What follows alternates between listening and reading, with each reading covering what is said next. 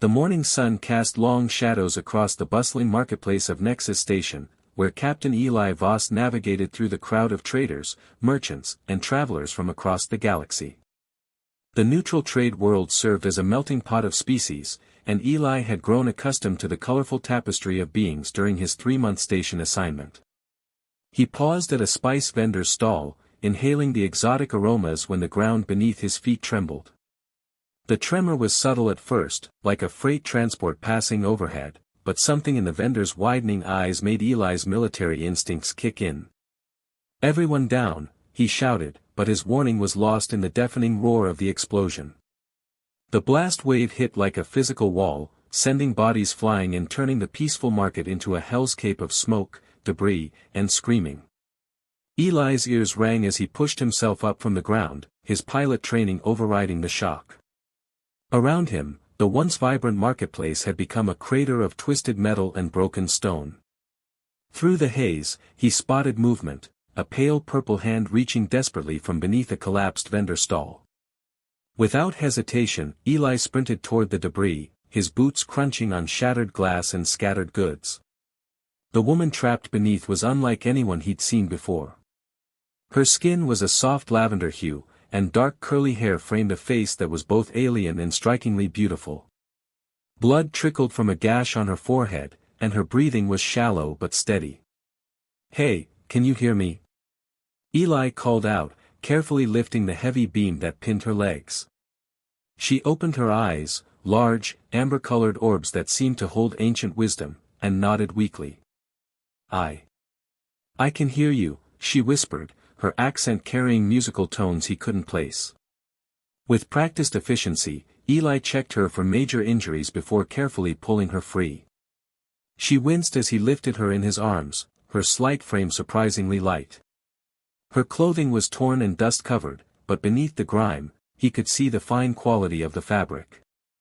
"Stay with me," he murmured, carrying her toward the emergency medical station being set up by station security. "You're safe now." As medics took over her care, the woman's fingers briefly touched his hand.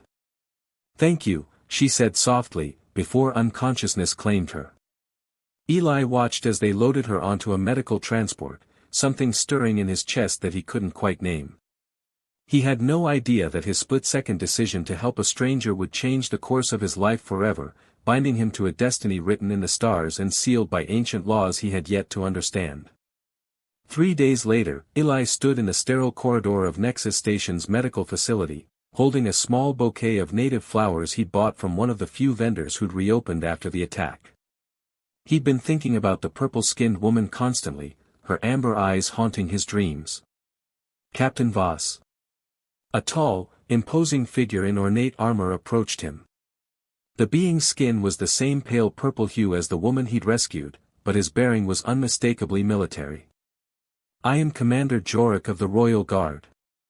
Her Highness has requested to see you." "Her Highness?" Eli's confusion was evident. "Princess Kazari of the Veil Fairy Empire. The woman you saved, she is the daughter of our supreme monarch." The flowers nearly slipped from Eli's grasp as the weight of the revelation hit him. He'd saved royalty without knowing it. Following Commander Jorik through corridors that seemed to grow more luxurious with each step, Eli found himself in a private wing of the medical facility that looked more like a palace suite. Kazari was sitting by a large window, her dark curls catching the afternoon light. She wore a flowing gown that complemented her lavender skin, and when she turned to face him, her amber eyes lit up with genuine warmth. "Captain Voss," she said, rising gracefully. "I hoped you would come." "Your Highness," Eli began, but she raised a delicate hand. "Please, just Kazari. You saved my life. Formal titles seem insufficient." She stepped closer, and he caught a hint of her scent, something floral and exotic that made his pulse quicken. "I brought these for you," he said, offering the flowers. Their fingers brushed as she accepted them, and the contact sent an unexpected jolt through both of them. "They're beautiful," she whispered, her voice softer now. "Sit with me. I want to know about the man who risked his life for a stranger." As they talked, Sharing stories of their different worlds, Eli found himself drawn to her intelligence and grace. When she laughed at his tales of piloting mishaps, the sound was like music. And when she spoke of her planet's customs and her duties as a princess, he heard the loneliness beneath her words. "I've never met anyone like you," Kazari admitted as the sun set outside her window, painting her skin in golden hues. "Nor I you," Eli replied, his hand finding hers. Neither pulled away. The next morning, Eli was summoned to the Veil Fairy embassy with no explanation. He found himself in a vast throne room where Supreme Monarch Theron sat upon a crystalline seat that seemed to pulse with inner light. The king's presence was overwhelming, ancient, powerful, and utterly alien. "Captain Voss," the monarch's voice resonated through the chamber. "You have performed a service to the royal house that cannot be ignored." Eli bowed, unsure of the proper protocol. "I only did what anyone would have done, Your Majesty." "Not anyone. You." Theron's amber eyes, so like his daughter's, studied Eli intently. "By the sacred laws of our people, one who saves royal blood is owed by that blood. A life debt has been created." Kazari stood beside her father's throne, her expression unreadable but her eyes fixed on Eli's face.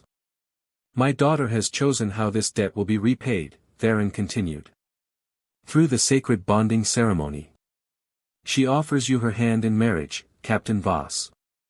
The words hit Eli like a physical blow. Marriage? To a princess? To Kazari? His mind reeled as he struggled to process the implications. "Father," Kazari spoke for the first time, her voice steady but with an undercurrent of emotion. "The choice is his to make." "Indeed it is," Theron agreed. "But know this, human, to refuse would be to dishonor not just the princess, but our entire bloodline. The consequences would be severe." Eli's throat felt dry. "What exactly does this bonding ceremony entail?" "A union of souls across species," Kazari explained, stepping forward. "It would make you my consort, my equal in the eyes of our law. You would gain citizenship in the Veil Fairy Empire and a place at my side." Her eyes searched his face, and Eli saw something there beyond duty, hope, vulnerability, and something deeper that made his heart race. "How long do I have to decide?" he asked. 3 days, Theron declared. "The ceremony must be performed during the next lunar convergence, or the debt will be considered forfeit."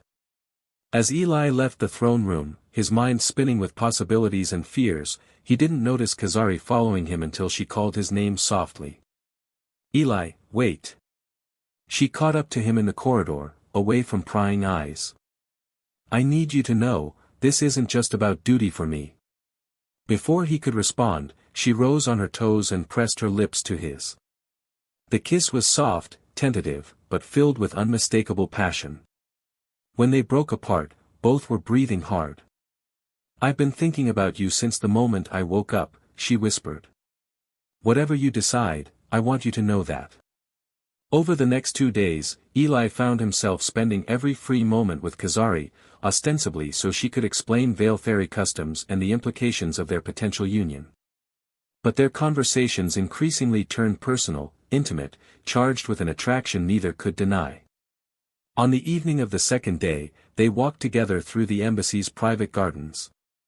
The alien plants around them glowed softly in the darkness, creating an otherworldly ambience. "Tell me about your fears," Kazari said, settling beside him on a stone bench. "About the bonding, about us." Eli was quiet for a long moment. "I'm afraid I won't be enough." "I'm just a pilot, Kazari. You're royalty. Your people will expect." She silenced him with a finger to his lips. "My people will learn to accept what makes me happy. And you." She moved closer, her hand sliding to cup his cheek. "You make me feel more alive than I ever have." The kiss that followed was deeper, more urgent than their first. Eli's arms came around her, pulling her closer as passion ignited between them. When they finally broke apart, both were trembling. "Stay with me tonight," Kazari whispered against his lips. Not for duty, not for politics. Just, stay. In her private chambers, they discovered each other slowly, reverently. Kazari's skin was silk beneath his hands, and she gasped softly as he traced the elegant lines of her collarbone with his lips. Their lovemaking was tender yet passionate, a claiming that transcended species and culture. Afterward, as they lay entwined, Kazari traced patterns on Eli's chest with her fingertips. In our culture, she said softly, the bonding ceremony is sacred.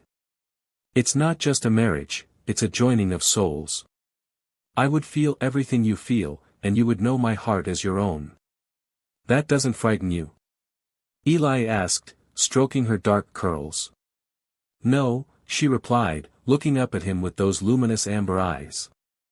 It fills me with hope. The next morning brought news that changed everything.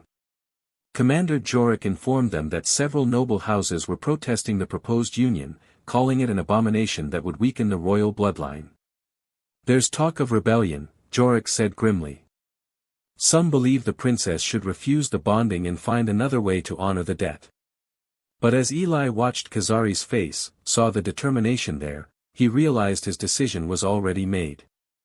He loved her, not just her beauty or her status, but her strength, her kindness, her fierce intelligence. And if their enemies thought they could separate them, they were about to learn otherwise. The ceremony took place in the embassy's sacred chamber, a room carved from a single massive crystal that seemed to pulse with the heartbeat of the universe. Eli wore traditional veil fairy robes in deep blue, while Kazari was resplendent in flowing white that made her lavender skin seem to glow. Are you ready? She asked, taking his hands as they stood before the altar. With you? I'm ready for anything, he replied, earning a smile that made his heart soar. The ritual itself was unlike anything Eli had imagined. As the priest chanted in the ancient tongue, he felt a warmth spreading through his chest, reaching toward Kazari. When their hands were bound with silver cord, he gasped as her emotions flooded into him, love, joy, hope, and a fierce protectiveness that matched his own. I feel you, she whispered, tears streaming down her face. Your heart, your soul, it's beautiful. The culmination of the ceremony required them to share blood, a small cut on each palm pressed together as they spoke their vows. The moment their blood mingled, the bond snapped into place with overwhelming intensity. I am yours, Kazari said, her voice thick with emotion. In this life and all that follow. And I am yours, Eli replied, understanding now that this was so much more than marriage. They were truly one being in two bodies.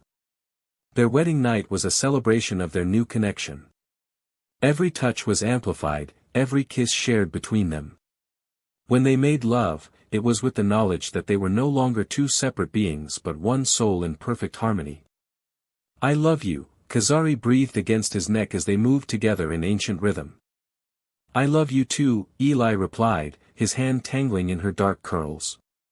My princess, my wife, my heart. As dawn broke over Nexus Station, they lay entwined, planning their future together. The political challenges would come, but they would face them united. Eli had found his home not in a place, but in the arms of the woman he'd saved, and who had, in turn, saved him. No regrets?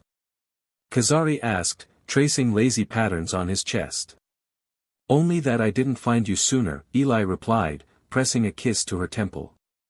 Their love had been forged in crisis, tested by duty, and sealed by sacred bonds. Whatever challenges awaited them, they would meet them together, two hearts, one soul, bound by love that transcended the stars themselves.